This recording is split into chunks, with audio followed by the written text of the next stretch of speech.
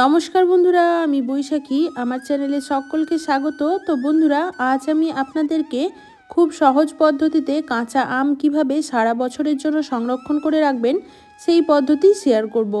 আর এই আম সংরক্ষণ করে রাখার জন্য আপনার মাত্র দুটি উপকরণ লাগবে। তো চলুন খুব সহজভাবে আপনাদেরকে দেখাচ্ছি। প্রথমে আমি এখানে 700 গ্রাম মতো কাঁচা আম নিয়েছি। আর আমগুলো আমি এইভাবে লম্বা লম্বা স্লাইস করে কেটে নেব। শুধুমাত্র মাঝের আঁঠির অংশটুকুই বাদ দেব, বাকি খোসা টোসা কিছু ফেলার প্রয়োজন নেই। আমি সমস্ত আমগুলো এভাবে লম্বা করে স্লাইস করে নিচ্ছি, আপনারা আপনাদের পছন্দ মতো করে নিতে পারেন।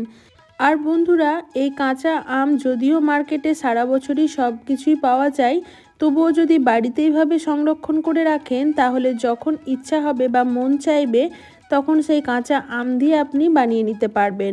যেমন টক ডাল খাওয়ার অনেক সময় ইচ্ছা হয় বা আমের চাটনি খাওয়ারও ইচ্ছা হয়, তখন এরকম বাড়িতে থাকা কাঁচা আম দিয়ে কিন্তু খুব সহজভাবে বানিয়ে নিতে পারবেন।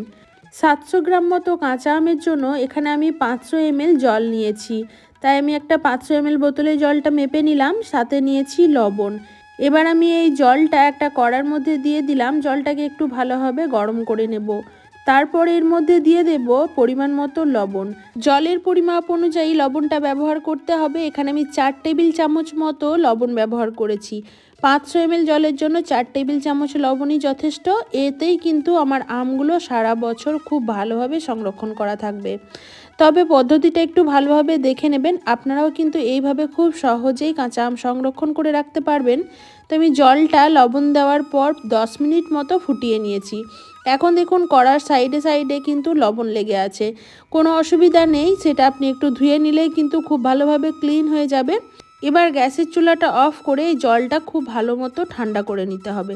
আর এই জলটা ঠান্ডা হয়ে গেলে কিন্তু দেখুন তলার মধ্যে অনেকটা লবণ জমা হয়ে যাবে। আমি কিন্তু কাঁচা লবণ আর ব্যবহার করিনি, কোনো অসুবিধা নেই, একটু গুলিয়ে নেবেন তাহলেই হবে। এবার যে আমের স্লাইসগুলো আমি আগে থেকে রেডি করে রেখেছি, এই আমের স্লাইসগুলো একটা কাঁচের জারের মধ্যে ভরে রাখবো। কাঁচের জারেই কিন্তু এই আমটা সংরক্ষণ করে রাখতে হবে আপনাকে, তাহলেই কিন্তু ভালো থাকবে। সমস্ত আমগুলোই কাঁচের জারে চলুন ভরে নিই। আর এই আমগুলো কিন্তু আমি ভালোভাবে ধুয়ে নিয়েছিলাম, ধুয়ে কেটে নিয়েছি। কাটার পর কিন্তু আর ধোবেন না কোনো মতেই বা কোনোভাবেই, যেন এই আমের মধ্যে কাঁচা জল টাচ না হয়, তাহলে কিন্তু আমগুলো আর আপনি সংরক্ষণ করে রাখতে পারবেন না, খুব তাড়াতাড়ি নষ্ট হয়ে যাবে, ফাঙ্গাস চলে আসবে।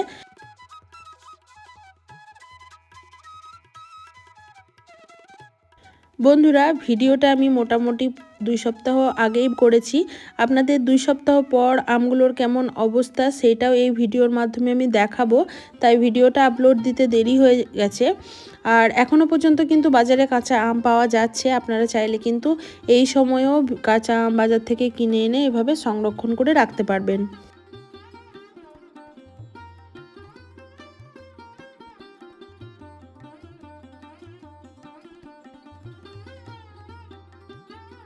এবার জলটা ঠান্ডা করে নিয়ে বোতলের মধ্যে আমি ওপর থেকে এভাবে দিয়ে দেব।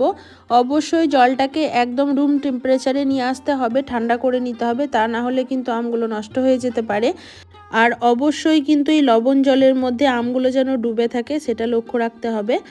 আর যে ছোট ছোট টিপসগুলো আপনাদের সাথে আমি শেয়ার করছি সেগুলো ফলো করবেন, তাহলে কিন্তু খুব সহজেই কাঁচা আম সংরক্ষণ করে রাখতে পারবেন আপনারাও। তো দেখুন, এটা এখন 2 সপ্তাহ পরের অবস্থা। আমগুলোর কালারটা কিন্তু আস্তে আস্তে, খোসার কালারটা, আমের কালার নয়, খোসার কালারটা কিন্তু অবশ্যই আস্তে আস্তে চেঞ্জ হতে থাকবে। আর আমগুলো কিন্তু একটুও নষ্ট হবে না, আপনি সারা বছর এভাবেই রাখতে পারেন, কোনো ফ্রিজে রাখারও দরকার নেই, আর কোনো কিছু এতে কেমিক্যাল ব্যবহার করারও কোনো প্রয়োজন নেই। এভাবে খুব সহজ পদ্ধতিতে কিন্তু আপনারাও কাঁচা আম বাড়িতে সংরক্ষণ করে রাখতে পারবেন। তো বন্ধুরা, আজকে আমার এই ছোট্ট ভিডিওটি আপনাদের কেমন লাগলো অবশ্যই একটা কমেন্ট করে জানাবেন। ভালো লাগলে একটা লাইক দেবেন, পারলে বন্ধুবান্ধবীদের সাথে শেয়ার করে তাদের দেখার সুযোগ করে দিতে পারেন। আমার চ্যানেলে যদি কোনো বন্ধু নতুন ভিজিট করে থাকেন তাহলে অবশ্যই চ্যানেলটি সাবস্ক্রাইব করে পাশে থাকবেন। বন্ধুরা, সবাই ভালো থাকবেন, সুস্থ থাকবেন, আবারও দেখা হবে নেক্সট কোনো ব্লগ বা ভিডিওর সাথে। আজকের মতো এই পর্যন্তই, টাটা।